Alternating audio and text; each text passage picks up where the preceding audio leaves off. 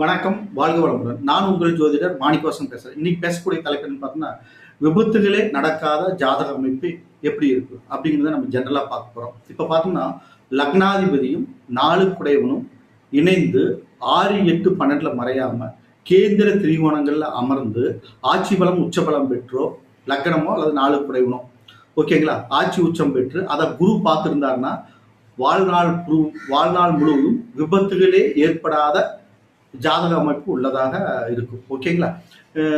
இப்ப பார்த்தோம்னா அப்ப நம்ம லக்னமோ அல்லது 4 குடைவனோ அல்லது சுக்கரனோ ஜாதகத்துல பல பொருந்தி கேந்திர திரிகோணங்கள்ல அமைந்திருக்கிறது. சுக்கரன் நல்ல கண்டிஷன்ல இருந்தாருன்னா எவ்வளவு ஸ்பீடாக இவங்க வாகனத்தை இயக்கினாலும் அவங்களுக்கு கண்டங்கள் கெடுதிகள் எப்போதும் ஏற்படாது. ஓகேங்களா.